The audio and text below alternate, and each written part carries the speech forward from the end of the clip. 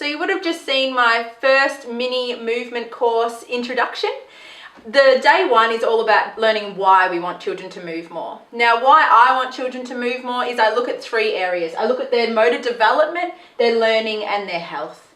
You'll hear me on Facebook at Play, Move, Improve talk a lot about motor development. I talk about gross motor development, so large body movements, and I talk about fine motor development, so anything to do with handwriting, doing up buttons, etc.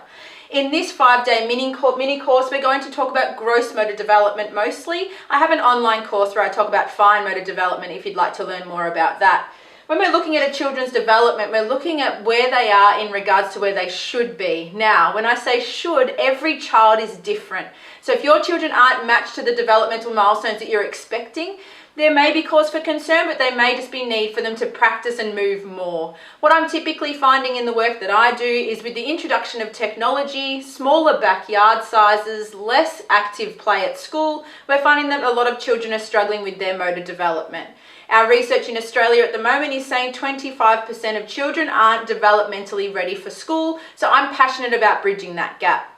The more we move, whether it be throwing a ball back and forth, whether it be jumping on the spot, the more our motor development skills are developing.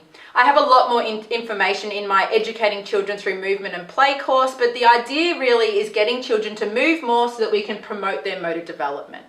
We also want to get children to move more for their learning. So you might have seen a video on my Facebook page where I talked about the link between exercise and learning.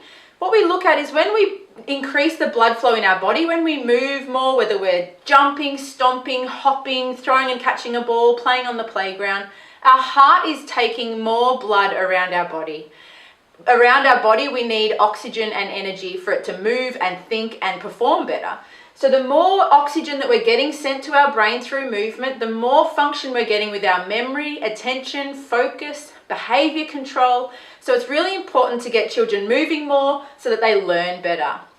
And of course, being a mum myself, I want to promote movement for my children's health. 1 in 4 children are considered overweight or obese, which is a huge concern if we look at long-term health, diabetes, heart disease, stress, anxiety. We want them to be healthy, we want them to be mentally healthy, and we want them to be physically healthy. So the more we can get children moving, the better. Children need, on average, 60 minutes per day of what we call moderate to vigorous activity. I call it huff and puff activity. We want them to get their heart rate up. We want them to move their muscles in big, large movements rather than sit at home on an iPad. So if we can get children moving more, the big why is for development, learning, and health.